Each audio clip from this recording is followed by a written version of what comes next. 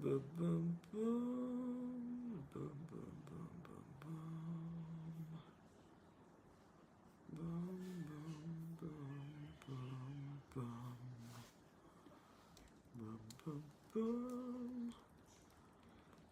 bum, bum, bum, bum, bum, bum, bum, bum.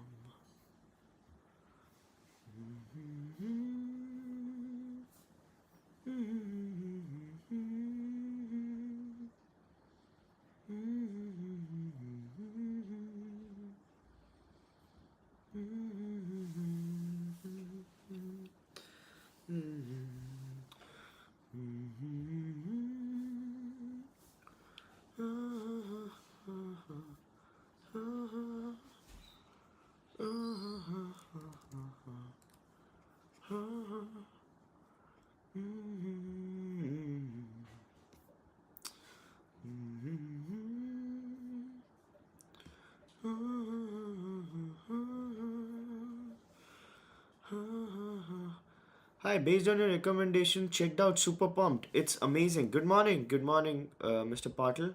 And I'm so glad you like Super Pump. It's a beautiful series. Please do drop web series recommendations also along with books. Thanks. Sure, do you need another one? Do you need another great web series recommendation which will absolutely blow your mind? I can give it to you. I can give it to you, sure. Just one second.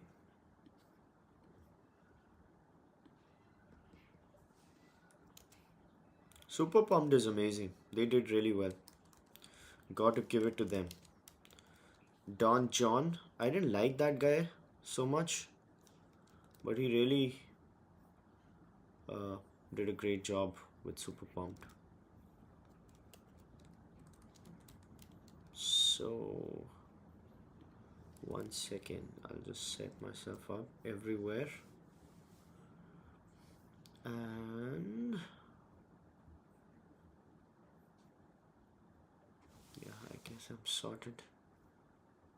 Perfecto.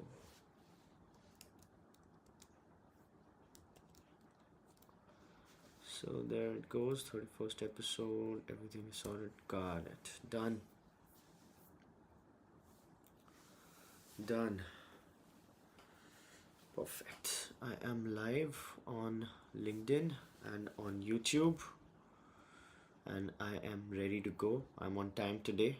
I'm very proud of myself. Boom, boom, boom. Boom, boom, boom, boom, boom. Boom, boom, boom, boom. Boom, boom.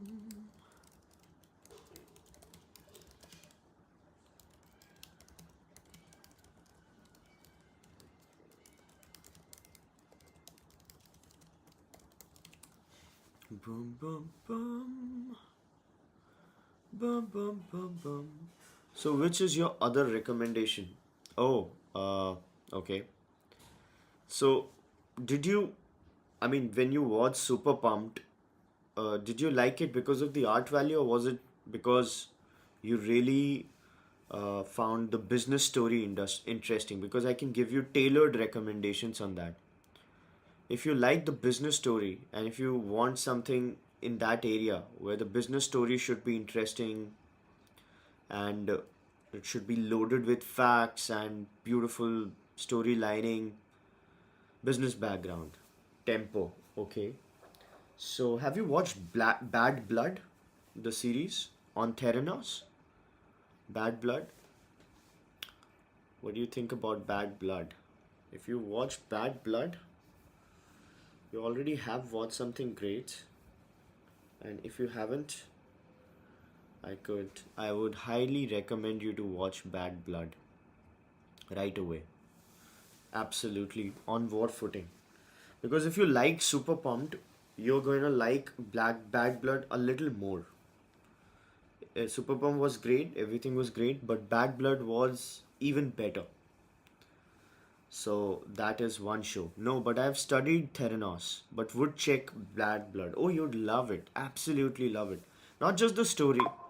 Not just the story, but also the art implementation of it. The story is mind blowing. There cannot be another story like Theranos. It's just like Bernie Madoff level. Speaking of Bernie Madoff, there is a movie called Wizard of Lies, directed by Barry Levinson. Barry Levinson directed. Robert De Niro uh, was the lead in that movie, and it was about Bernie Madoff scandal. So Bernie Madoff is the legendary Ponzi operator who was a huge heavy hitter in the finance world of the United States, but then he ended up. It turned out to be everything turned out to be a scam with Bernie Madoff, right? So it's a movie on that, Wizard of Lies, exceptional movie, great movie. You would love it. But yeah, a lot of such recommendations. So you say I should give more series recommendation than books because books are harder to follow, and I have seen Wizard of Lies. Oh, so you have great taste already. That's very nice. That's very nice.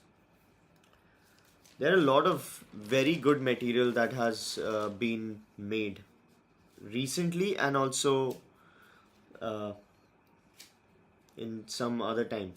If you were to watch something of the recent times, which is perhaps the best business movie that has come out like in the last 2 3 years, I would say please watch Blackberry.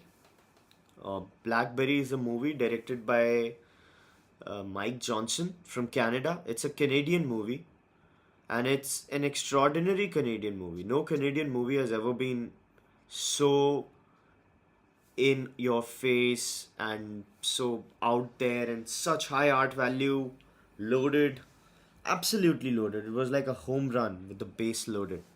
So great movie, Blackberry. And I can keep doing this. I watch a lot of movies actually. But anyway, so should we begin? You can hear me, I guess, properly. Blackberry. No, no, no, no, no. Blackberry. The phone Blackberry. It's the biography of Blackberry, the company. Uh, that way. So you can hear me. I haven't heard anybody on LinkedIn tell me that they've heard me. Let me check if I've got a thumbs up. I haven't got a thumbs up on LinkedIn as of now. But it's 8-7. We've got to start early. So we've got to begin. We can't wait any longer. However, folks on LinkedIn, if you're listening, uh, please give me a thumbs up if you can hear me properly. And then we'll give you the show that you deserve. You deserve it. It's that good. It's that good. You deserve it. Right? So, oh, I am audible on LinkedIn too. So great. Beautiful. Oh, you've seen that. You've got great taste. Absolutely. You've already seen Wizard of Lies and Blackberry. That's like a lot of good stuff that you've watched already. I'm really happy for you. And oh, I got a thumbs up. Perfect. So we will begin. Uh, yes, we will begin. Great. Bum bum bum bum bum bum bum bum bum bum bum bum. Hello, everybody. Welcome to Thinker's Frequency. We're having such a good time. This is the peak of human civilization. We're working so hard, doing such good work for ourselves, our parents, our kids, our siblings, our husbands, our wives, our friends, everybody. Well, not other people's husbands and wives, I hope. And just when we thought things couldn't get any better, like they couldn't possibly get any better, well, they just did. Call it divine intervention, folks, but things just got a whole lot better. Now we have Thinker's Frequency, our daily mental workout, a daily dose of insights and analysis which don't lead to paralysis right before we punch in. So let's continue with our journey of reading between the lines things that are especially interesting and important in the world of business and finance. Let's go! Oh, but before we go, I almost forgot. We got to follow tradition, right? A beautiful tradition, the sacred tradition of the simultaneous sip. And all you need for the simultaneous sip is a cup or mug or glass, a tank, a chalice, a stein, A canteen jug, a flask, or a vessel of any kind. Pour it with your favorite liquid. Today I'm having water with some black pepper and elaichi in it. Elaichi is cinnamon. Yeah, we discussed that yesterday. It's supposed to be very good for me. And here we go. Oh my god. Oh my god. Beautiful. Sublime. Let's do it again. Oh my god. Beautiful. Beautiful. You know what the simultaneous sip says, right? You know what the simultaneous sip says, don't you? It says that you are not alone. It says that we are in this together. And that's such a beautiful thing to say, right? With that out of the way, let's begin. NSE, National Stock Exchange, offers 1.4 thousand crores for co-location in dark fiber cases. So NSE, National Stock Exchange, is trying to go IPO. It wants to go public. And for going public, it's facing two legal matters which are pending and blocking its way. One of that legal matter is about the co-location scandal, and the other is the dark fiber case. People who don't know about the scandal, we've discussed it in depth in at Thinkers Frequency earlier. But new viewers, I'd like to tell you that with the advent of it started somewhere around 2014, 2013, somewhere around that time, or maybe slightly before that. I'm missing the date. However, HFT, high frequency trading, began as a tool in that era, and HFT depended on the speed of transactions as far as the stock markets are considered. So stock trading, when you place the trade, there is some time for that trade, that signal to reach the exchange, bet to get placed, then to get allocated to you. And with HFT, that particular signal speed became extremely critical. Okay, so everything depended with HFT on how fast that trade can be executed. It began in America, where they thought about creating a straight pipeline, no curves, no twists, straight pipelines within cities, from cities to cities, just so their time to place that bet could be reduced by a microsecond. That was the differential. So there is a very good book on it written by Michael Lewis. It's called Flash Boys. Flash Boys is about the HFT play and how it began and how it destroyed the trading market and so on and so forth.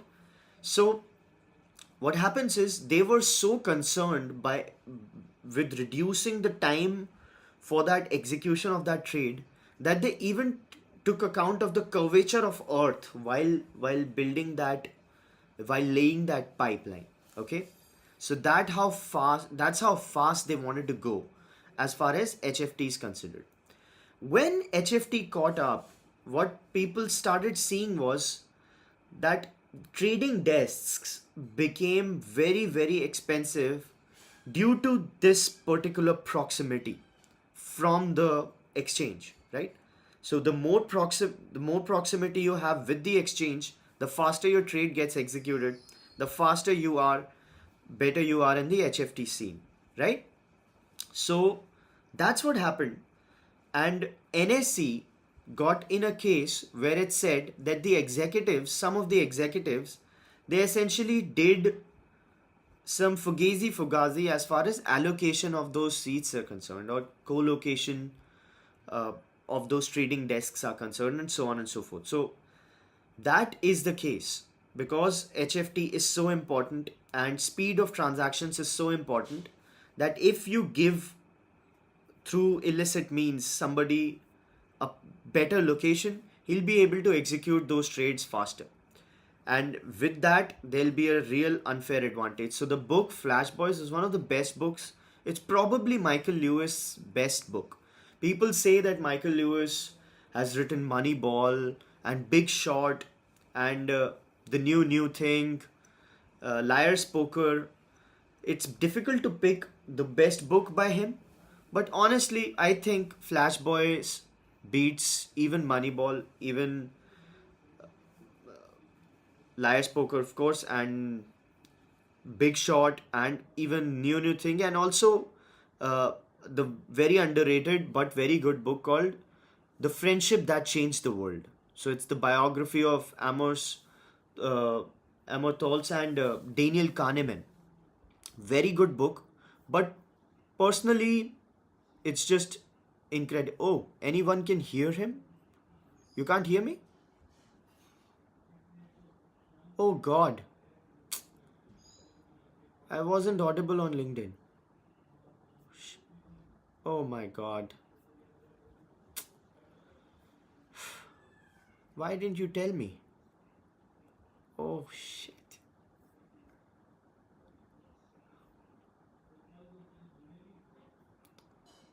This is very displeasing. This is why I ask you for.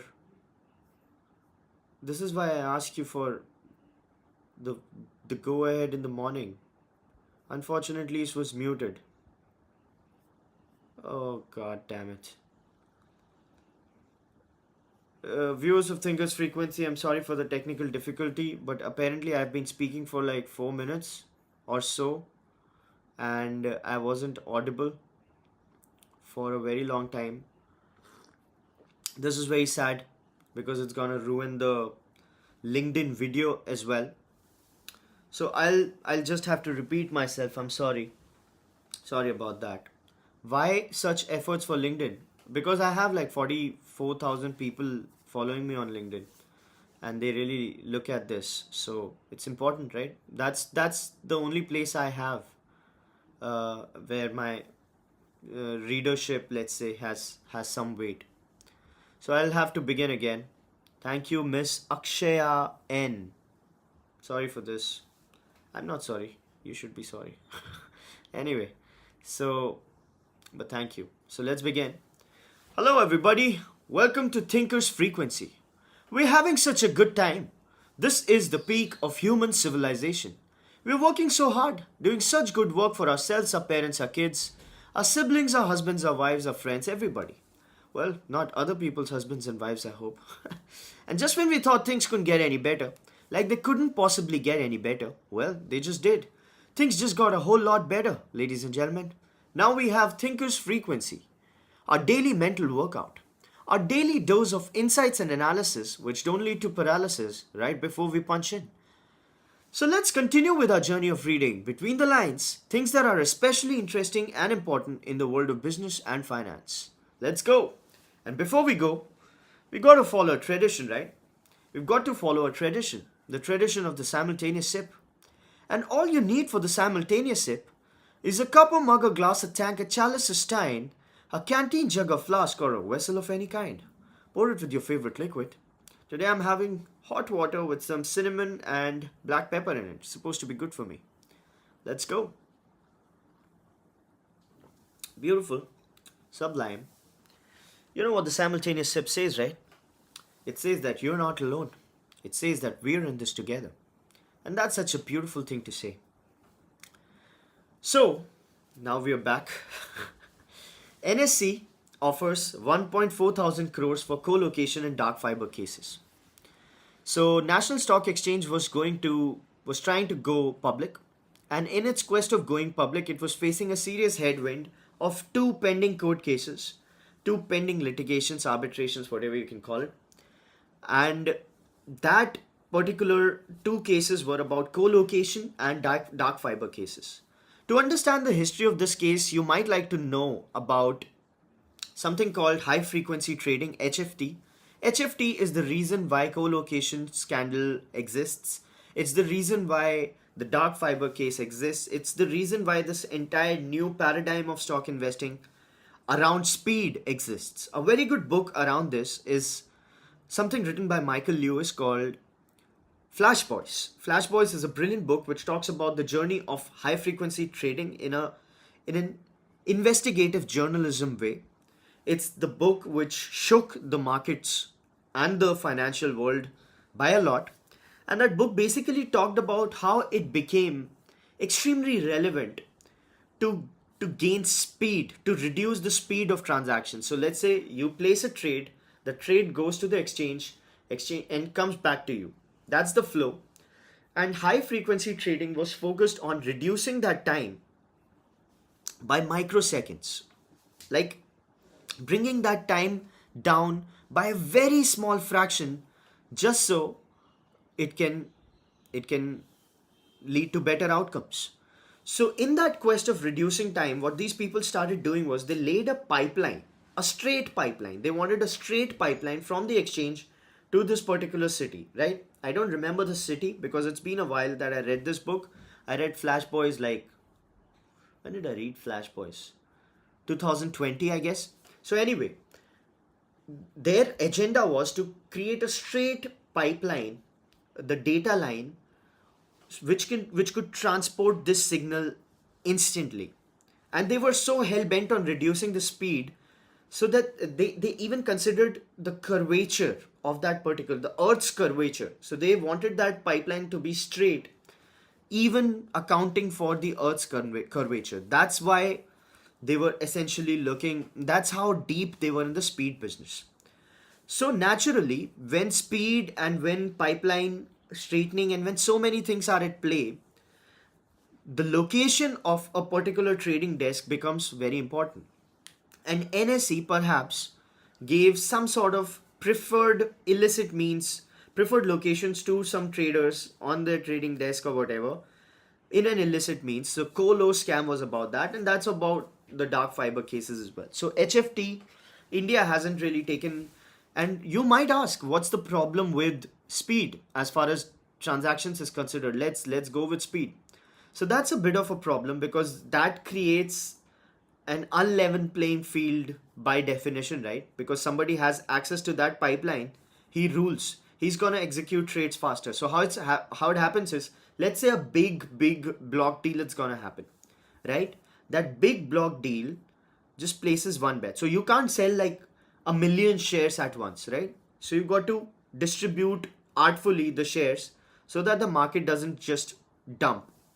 So what happens is, when that particular trader places one bet, or let's say offloads one block of shares, right? The HFT guy gets that transaction and he suddenly buys that share or suddenly sells that share or whatever, leading to a change in value of that share. So that traders, the original traders who were supposed to make that deal, suddenly is at a losing proposition, right? Because let's say if you were buying something for 3 rupees, somebody got a whiff of that, he placed an HFT bet. Now that thing, that commodity, that price, that stock, that financial instrument costs 3.5 rupees or 3.3 rupees, and you got to pay extra. That's the basic HFT bit. A very good book, Flash Boys, perhaps the best book written by Michael Lewis. People say Michael Lewis, having written Big Short, having written Moneyball, uh, Friendship That Changed the World, New Thing. It's difficult to pick the best book by Michael Lewis, but I would say that Flash Boys is indeed his best book. And people who like watching movies, Mr. Patil, uh, they tried to make Flash Boys. They tried to adapt Flash Boys to the screen in a movie called Hummingbird Project, but it didn't turn out well. I wouldn't recommend it. So that story is done. Let's move forward. India can be a global unifying force to be reckoned with, says the chief of McKinsey. Sure, who is surprised? No shit, Sherlock. Of course, India can be the force to be reckoned with.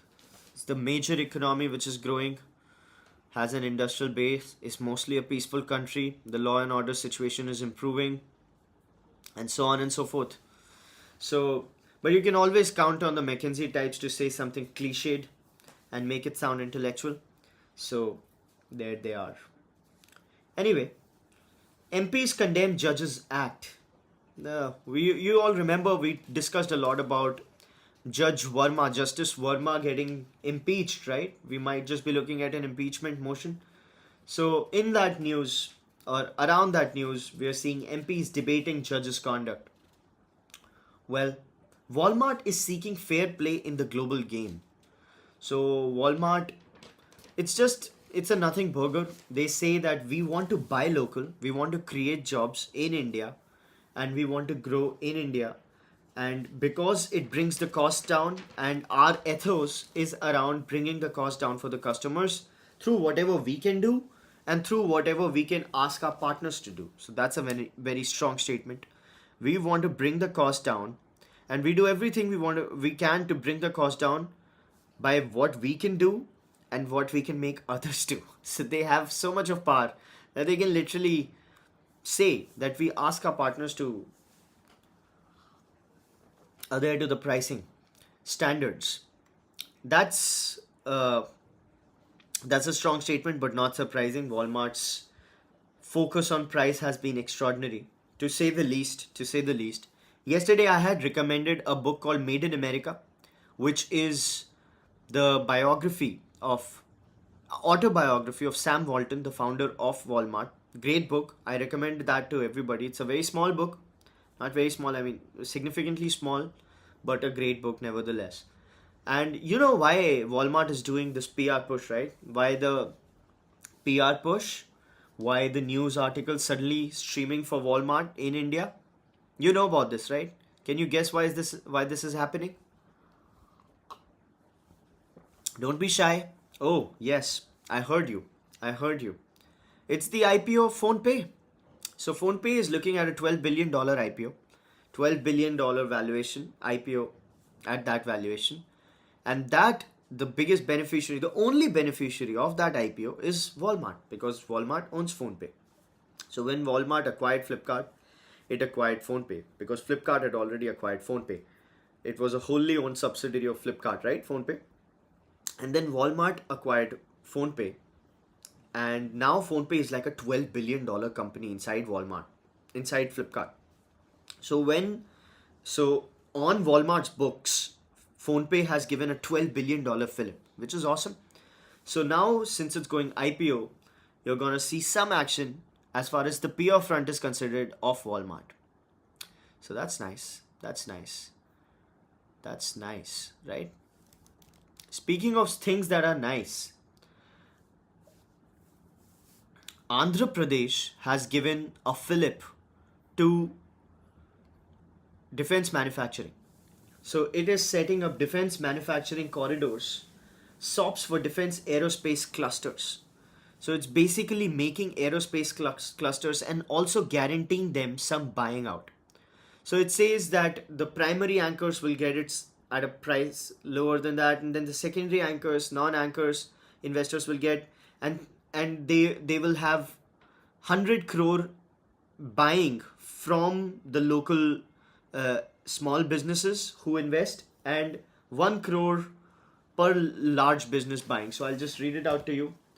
Uh, the state government has offered subsidized land to investors. As per the policy, first 5 anchor investors will get land at about 25% of gross sales value and selling price of land, and non-anchor investors 10%. And the state government will provide financial incentives to startups and large investments to facilitate acquisition. The Andhra Pradesh government has offered to bear 50% of technology acquisition cost up to 1 crore for anchor investors, and about 100 crore corpus per annum for technology acquisition, bearing 50% of the technology acquisition cost up to 100 crore per enterprise. So a lot of incentives for defense and aerospace clusters by Andhra Pradesh government. We cannot be thankful enough. We should be thankful. This is great news for everybody, for the country, for defense startups, for the land operators, for the real estate developers. This is great news. Speaking of another great news, it appears that Mr. Trump has pulled off the impossible. Mr. Trump has pulled off the impossible. He's got Iran and Israel to go with a truce. Isn't that extraordinary? Isn't that extraordinary? So everybody in the world was fearing how bad it's going to be as Iran essentially reacts. Everybody had apprehensions on how it's going to escalate the entire thing. But viewers of Thinkers Frequency would remember how we were thinking that Iran doesn't have teeth and it cannot bite, and there's very limited things that it can do. And yes, it could have blocked the Strait of Hormuz, but that would have been bad for China, and nobody wants to upset China. That's what our reading of the situation was.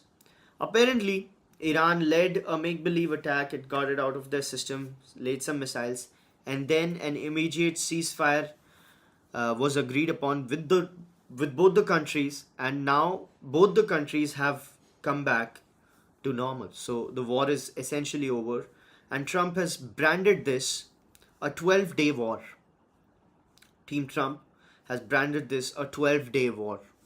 So this has to be one of the greatest moments for an American president. Greatest moments. But before that, we should talk about how we, viewers of Thinkers Frequency, thought that Iran has very limited options of retaliation. We discussed it in depth, and I even reminded you of a movie called Glengarry Glen Ross with Al Pacino in it, where Al Pacino says to Kevin Spacey, "You want to know the first rule you'd know if you'd ever spend a day in your life? You never open your mouth until you know what the shot is. You're a child." And that's what it was, right? You never open your mouth until you know what the shot is. And Iran had very little scope for retaliation. Apparently, even with that, you've got to give credit to Trump for being able to achieve this, because with this, the global economy will be looking at a breather. Yes, now there is definitely a chance that the ceasefire doesn't hold as well, and there are some off spills as far as the entire peace arrangement is considered. However, you've got to give them credit. They could do it. They bombed so strategically, so properly, and without leading to any escalations. And right after this ceasefire was announced, Israel actually attacked a bit, and then Trump said, "Don't do it." He actually stopped Israel from attacking. He said, "Iran and Israel have been fighting for so long, and I'll have to do this. I have swore to not swear on Thinkers Frequency, but Economic Times also published the same. They didn't even censor it, so I will not censor it. Apologies in advance." Donald Trump said, "Iran and Israel have been fighting for so long, they don't know what the fuck they're doing." That's what he said. Can you believe this? He said that, and Economic Times, without censoring, actually published it. This has to be a first. I've been reading this paper for like 13 years. I've never seen the F word published like this. But anyway, so a lot of entertainment value and a lot of extraordinary maneuvers by United States, and now we have peace. You've got to give it to Trump. A lot of people say that his conduct is not so refined and there's no decorum. Well, those people can go screw themselves. What do you need? Do you need presidents with good conducts and millions of people dying? Like Barack Obama, who led the strike on Libya, or who led the strike on so many places. Crimea war in Russia and Ukraine began during his tenure, and so on and so forth. Or do you want a president with less decorum but who keeps the place safe? Just to remind, the war in Syria could have also escalated if United States got involved, and if United States had, it could have been a prolonged war, but it didn't happen. Iran war could have been prolonged, it didn't happen. And now we are only looking at Ukraine and Israel war. Ukraine and Russia war. So let's see what happens there. Psychologically speaking, whatever Trump says right now will have a better impact as far as the whole world political ecosystem is considered, because he pulled off such a big win, right? And you should be looking at something good happening. Speaking of something good happening, Ajit Doval, Mr. Ajit Doval from India, the intelligence chief, I guess, a national security advisor. Yeah, he met China. He talked about double standards on terror and so on and so forth. A lot of movement as far as the intelligence agencies and intelligence movement is considered. Viewers of Thinkers Frequency would remember we talked a lot about how Chinese intelligence agency MSS is the biggest intelligence agency of the world, larger than CIA in terms of people and in terms of money. and they are pulling a lot of strings as far as India is considered. And let's see if Mr. Doval could negotiate something good for the country. Uh, no Kashmiri directly involved in Pahalgam attack, says Mr. Abdullah, the Chief Minister of J&K right now. Well, that's factually incorrect. But he says what he meant is that it doesn't prove that they were directly involved voluntarily. Maybe they were coerced into it. Maybe the people who were actually sheltering the terrorists who laid the Pahalgam attack were coerced into it. Well, if that was true, you know, it's not a big sell, right? Do you think it's a proper sell? I don't know. I don't know. I don't think it's gonna convince people to trust Kashmir as a good vacation place, which is bad for Kashmiri economy, I guess, but necessary for self-preservation for a lot of Indians. Moving on, moving on.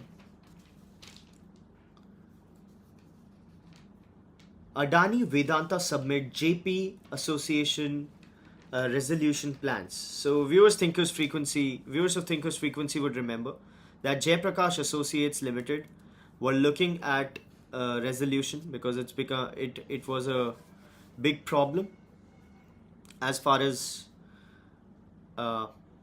they had a debt of somewhere around 57,000 crores and they couldn't pay it, so the whole company was brought into insolvency and bankruptcy proceedings, and now Adani and Vedanta are looking at it. So the company is into cement manufacturing, into real estate, into highways and road construction and so on and so forth.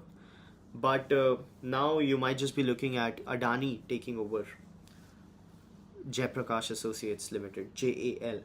We had a very serious discussion, a very deep discussion on how JAL's resolution is a very complicated play.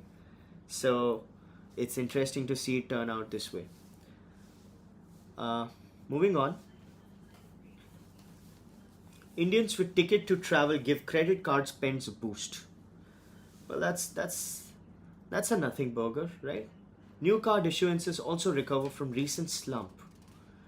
May swipes hit 1.9 lakh crores, a 15% year-on-year rise.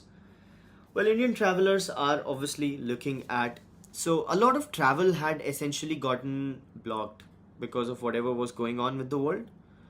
And because of that, the credit card transactions had also taken a rest. However, with the travel going up, credit card transactions are seeing some sort of revival. And that's a good news. That's a good news. Because a lot of people were writing that India is deeply unpenetrated or underpenetrated as far as credit cards are considered. 2% credit card penetration in the country, that's very low. And a lot of people thought of this as a rightful pretext of pushing BNPL type services, unsecured lending type services. They said, since credit card penetration is so low in the country, you need an alternative to that. And that's how the entire unsecured lending market had begun. But it then quickly became a fire truck and it had to be stopped. And then with it's my personal reading of the situation, that with the lowering or let's say deprioritization of those kinds of products, we are looking at the revival of the conventional credit cards. How does that sound for an analysis? I think it makes sense. Though it might have holes, there is a lot of play that sometimes we miss. Right? But that's okay. They're looking at markets. Markets were looking at some sort of trouble yesterday because right when we had that discussion at Thinkers Frequency, all of this was happening. The truce and everything, right? So at this moment, the call to put ratio is 0.78 from 0.9. So I'm not sure if you know about call to put ratio, but call and put are basically, options.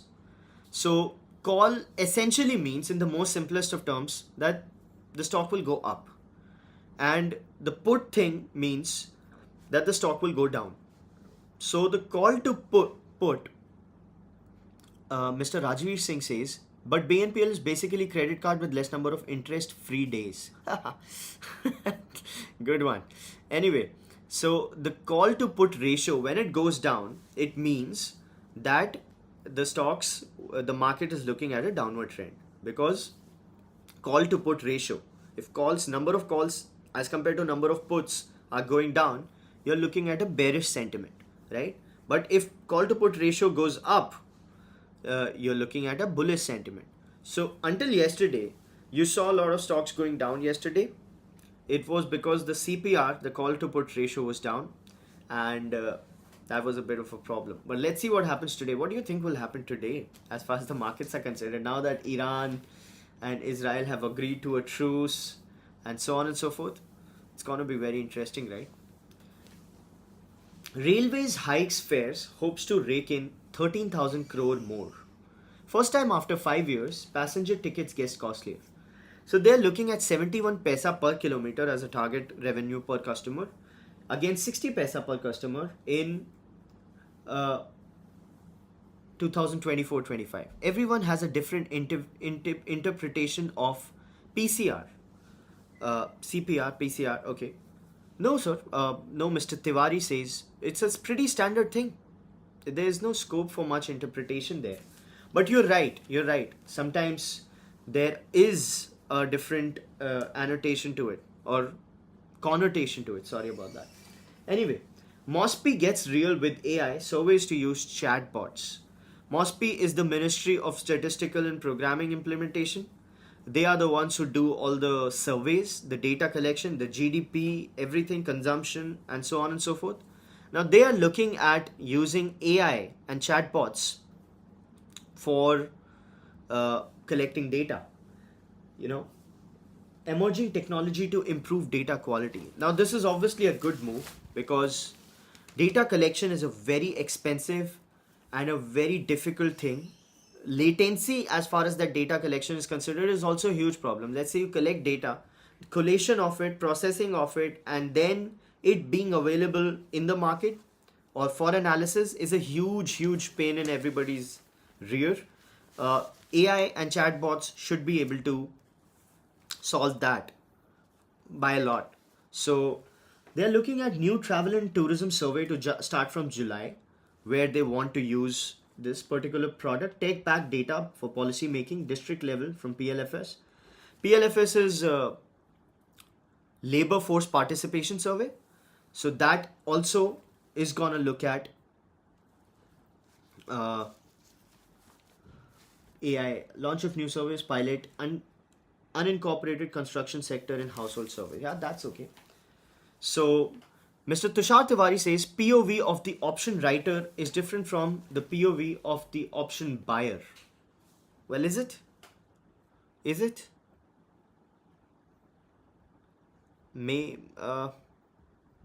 No, why would it be?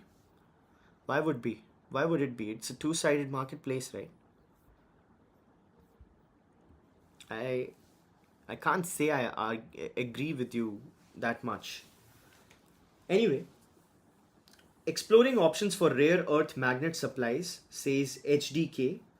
HDK is HD Kumar Swamy, the heavy industries minister. He says that we are basically looking at reducing the dependence or diversification of sourcing of rare earth magnets supplies. Viewers of Thinkers Frequency would know how deeply we've discussed the rare earth magnet situation, how it affected first the automotive industry, then the electronics industry, the speaker industry, and how it not just affected India but also Europe and US, and how Europe and US could get some sort of leeway. US, Ford, Stellantis, and General Motors got some supplies, Europe also got something, and now everybody is hushing to China.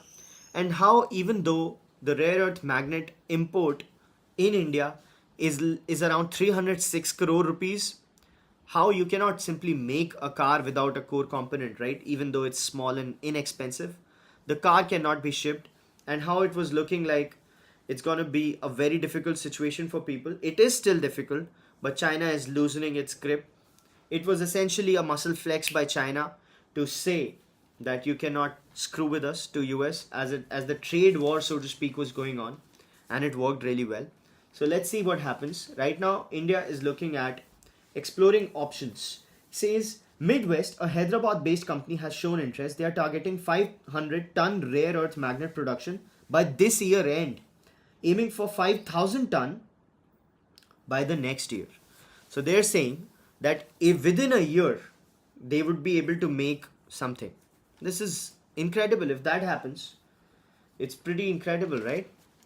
Speaking of something which is not so incredible, is that LG is trying to go IPO, and it's a huge 15,000 crore IPO. So LG is the largest consumer durables brand in India, and it's looking at a 15,000 crore IPO. And as it looks to that IPO, the big problem that happened for LG was, do you know what that problem was? Can anybody guess? Let me give you a hint. LG makes a lot of ACs, and what happened? What was the problem? Oh, I heard you. Monsoons. Monsoons happened early, and the heat wave projections didn't pan out. The country didn't see such a heat wave as it was expected, due to which ACs didn't sell as much, due to which a lot of problems happened to the companies who were selling ACs, due to which the IPO, the slated IPO of LG, started looking bad sentiment wise, due to which LG has decided to fire a lot of its salespeople and has gotten very strict with their targets.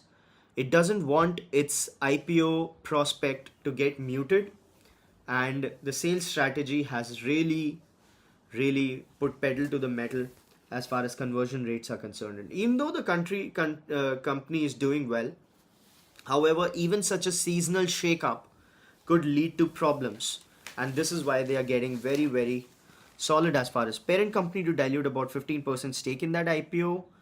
FY21, this was FY24 profit was nice, 1500 crores. 15 to 20% year-on-year drop in AC sales in H1 2025.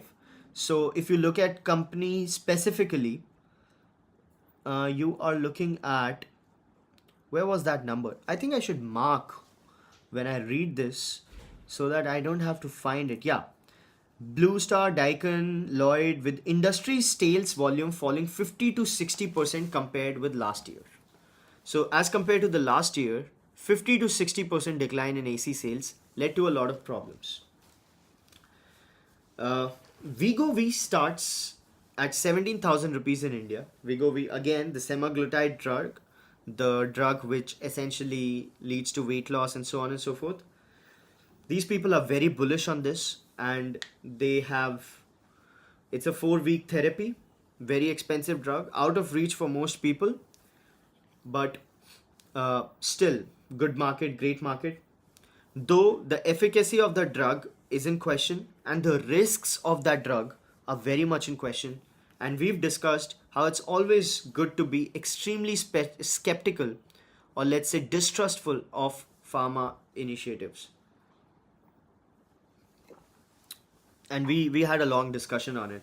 So new viewers of Thinkers Frequency, we had a talk about how these drugs have serious risks which are not being covered by current publications, because a lot of what happens in the peer review and the pharma space is a black box, and it has a lot of gray area, and there are ways to showcase data which turns out to be in favor of the company and its products, and a lot of that is happening with these products. So you never know, but good on people who want to take it, right? So Santuri takes another shot at Imperial Blue. So viewers of Thinkers Frequency would remember we talked about this in depth. Pernod Ricard, the French company, was looking at exiting Imperial Blue, India's largest whiskey brand, or is it India's third largest whiskey brand? Is the third largest whiskey brand in India. They were looking at exiting Imperial Blue Imperial Blue is that brand which was started by Seagrams in 1999 or something, 1990s, and then it was taken over by Pernod Ricard in 2002. 1997 by Seagrams, 2002 it was taken over by Pernod Ricard, and then that campaign happened, Men Will Be Men campaign, the Ogilvy campaign, Pyar Ki Raat, and that one, and that made Imperial Blue a household name. However, the company Pernod Ricard is looking at exiting that brand. Why? We discussed this. The alcohol market overall is declining. People are drinking less than before because weed, because of alternate drugs, because people are getting older, because a lot of reasons. And premiumization is where the money is for alcohol companies. 60% of Indian alcohol market is non-premiumized, and these companies are looking at that opportunity. So when Imperial Blue was on the block, it was first at a valuation of $1 billion or something. Nobody took it. Then the valuation of that brand has come down to 600, 650 million. Even then it's becoming hard. But something called Tilak Nagar Industries, people behind Madira brand, they wanted to buy Imperial Blue, but their market cap was itself $500 million or something. So they are having a difficulty. They're having great difficulty raising money for buying Imperial Blue. And so Japanese company Century has entered the fray, and it's looking at buying Imperial Blue. And you never know, it is the greatest. It has a 95% share in Japanese brands. And also, so Suntory dominates the Japanese whiskey segment in India with about 95% share through Yamakaze and Hibiki, and also owns Teachers. So Suntory owns Teachers brand, which is supposed to be a big brand. So I'm sorry if I sound like a neophyte here, but I haven't, even tasted alcohol in my life. So I might not be the perfect person to talk about alcohol brands and how good they are. However, I know the business, so this is what's happening. Reliance Retail is bringing luxury arm under its fold to boost efficiency. Reliance Retail is a 2.9 lakh crore company by revenues. 2.9 lakh crore, 2.92 lakh crore. It's so much that I just let go of 2000 crores. 2.9 lakh crores essentially translates to $42 billion. So it's a $42 billion, $40 billion company by revenues. And it's looking at some sort of efficiency synergies. So they've brought luxury arms under their fold instead of having Reliance brands as a different thing. So that's going to be interesting. Looking at... Please don't message me at this hour. Come on. Crude oil slides to 66 after Trump announces ceasefire. You know what the crude oil price decline does to India, right? It brings joy. It brings happiness. It brings joy and happiness because crude determines the price of everything. Crude is something that determines where the inflation number goes for India, because India imports a lot of crude, and the crude price determines the price of transportation, transport logistics, and that in turn determines the price of everything that gets sold, right? So lower price of crude is great. It's nice. And let's see what happens to the markets today. In Swiss, they trust, though banks are not as cool as before. So a lot of news as far as Swiss banks is considered. The secrecy clause, which was the hallmark of Swiss banks, is not so tight anymore. Governments have reached an agreement where the secrecy clause has taken a backseat. However, Indians are moving a lot of money to Switzerland as other nations are even more tight. So there are two ways to go about it, as individuals and through entities and so on and so forth. Apparently that is still on because the rest of the countries are really falling in line. So even though Switzerland is also tightening the data sharing rules and so on and so forth, it's falling in line, it's still, the differential between the other places is not that much. Is a lot for Switzerland to actually import. Mini AI missions sprout in states, boosting adoption and innovation. That's a brilliant news. That's a great news. States realizing that integrating AI into public service delivery enables cost cuts, quick delivery. And what the news doesn't say is that it leads to more idle time for Sarkari employees. Because the AI and bots are going to do a lot, which is going to be good for consumers and good for Sarkari employees, right? So that's a good news. That's good news for everybody, I guess. Adani says they're going to invest $100 billion over the next 5 years. Adani Power, Adani Green, Cargo, and so on and so forth, and even Adani's the Dharavi unit, the Dharavi reconstruction unit. What is it called? MMRDA or something? It's going huge, and Adani is one of the good companies. Is one of the companies which has not halted or not paused or not slowed down its capex spend for the country, which is great news for the country, right? Because Indian government has long complained that India incorporates do not invest in a lot of capex, and government has had to bear all the load as far as capex investments are considered, and government can only do so much for capex. So people, new viewers of Thinkers Frequency, capex is capital expenditure. Capex is what leads to growth and development of the country. Let's say when you make a road, or let's say you create a highway, or you create a new factory, that's capex.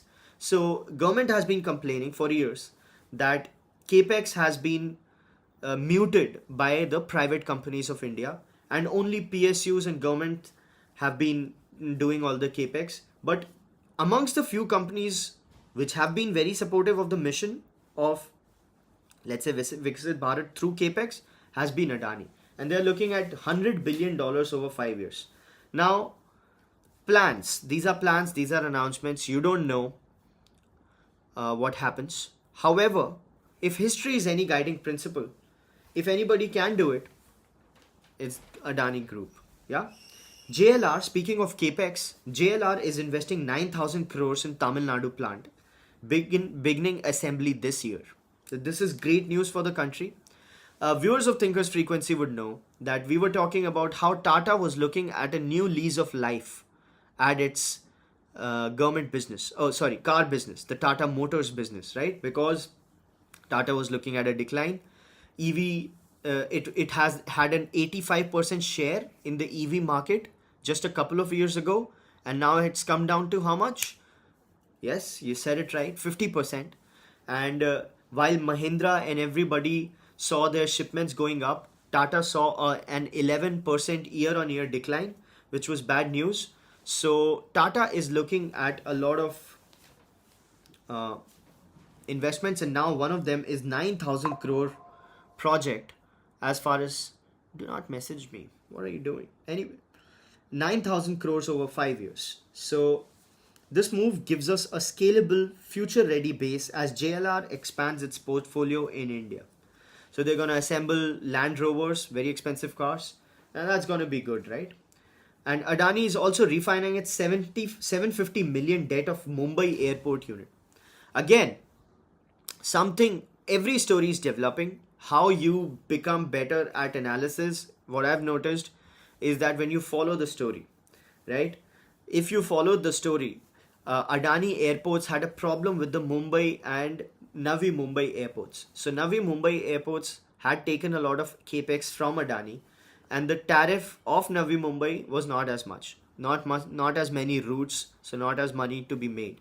So Adani requested for more tariffs as far as Navi Mumbai airport is considered, so that its capex could be recovered, right? Adani also runs Mumbai airport, but there the tariff is low, and there the capex was also low. So Adani Airport Holding has secured a 750 million refinance of debt at Mumbai Airport International, backed by international fund. The deal refinances an older senior secured private placement taken in 2022. The new notes are priced at 6.9%. So why is this happening? Because of the press, the debt had to be refinanced. Either you pay back the debt or you refinance it. So they are looking at refinancing of this particular debt. One of the main lenders has been Athen, an Apollo unit, and so on and so forth. Sources said the company may look at other investors to raise cheaper funds for the remaining 250 million. So that's that. Very interesting. Hindalco is buying US based Aluchem for 125 million. Now, Hindalco is buying US based Aluchem for 125 million. This is also connected to a previous story that we discussed. What was that story? That story was about United States levying a tariff, a 25% tariff on Indian steel and Indian aluminium. And if you remember, India exported some 5 to 6 billion worth steel to US last year, and also 0.86 billion, almost $1 billion in aluminium. And now we're seeing Hindalco Industries acquiring US based specialty aluminium manufacturer Aluchem for an enterprise value of 125 million as it looks at high value technology material. So a lot of when the tariffs were applied as far as Indian steel and Indian aluminium were considered, it was a bad news for Indian manufacturers of steel in India, but it was a good news for some people like JSW who had units in US and like Vedanta, Hindalco Group, right? So not Vedanta, but Hindalco Group. Sorry about that. Anyway, Micron's Sanand chip plant enters crucial clean room validation stage. Gets going on certification to have the main facility operational by H2, second half of this year. A clean room is a highly controlled environment designed to minimize presence of airborne particles. This is how the country develops, right? You start manufacturing things and then you get good at it. And then when you get good at it, a lot of new economic activity gets spawned off. So now they're reaching a stage for fine manufacturing of chips. You need to be very, very sure of how this particular thing doesn't get polluted or doesn't involve foreign particles. So that particular stage has been accomplished by Sanand chip plant, which is great news. Great news for India. Starbucks denies plans of full China sales as business stalls. So Starbucks, we've discussed a lot about Starbucks. We discussed a lot about coffee in one of the earlier episodes. Archit says good morning. Good morning, Archit. Good morning. Have a beautiful day. So Starbucks was, a lot of people were fearing or thinking that Starbucks will finally let go of its China business because Starbucks is going through a tough time yet again. So in 2008, 2007, Starbucks was going through a real tough time. But Howard Schultz, Mr. Howard Schultz, the founder of Starbucks, came back and revived the company, and then he wrote a book about it, Pour Your Heart Into It, one of the best books written in the business space, where he talked about saving Starbucks without losing its soul. I guess something like that will have to be done in China because same-stage sales were flat last quarter after dropping for 4 straight quarters, and Chinese customers are looking at cheaper alternatives. Apparently, China is also facing a consumption slump, a big consumption slump. A lot of people say that the Chinese economy is hanging on to a thin thread despite all the strengths, despite the government making a lot of money through exports and whatever. There is a serious trouble as far as the real estate front is considered, which is leading to some cascading effects as the overall economic consumption is considered. And Starbucks, which is a pretty big unit in China, if not the proxy of consumption, says something about the decline. So the question to ask is Starbucks decline or is Starbucks difficulty in China indicative of a systemic rot in Chinese economy? That is a good question to ask. Can you conflate Starbucks problems in China as China's problem? Or are they just Starbucks problems? Good question to ask. For now, it's not considering full sale of its China business, disputing a report. We have a world-class team in China, and so on and so forth. Pitched itself as a premium offering, struggled during country's slow economic recovery from COVID pandemic. The chain has been undercut by less expensive domestic competitors, which surge ahead. Meanwhile, mainland consumers who once flocked to the pricier foreign eateries have curtailed their spending. Same-sale stores are flat last quarter after dropping 4 straight quarters. To lure back mainland consumers, Starbucks recently launched sugar-free options and cut prices on more than dozen tea-based drinks. So a good question to ask is, are Starbucks problems China's problems, or are they Starbucks alone? So let's see what happens there. Developing story, interesting story.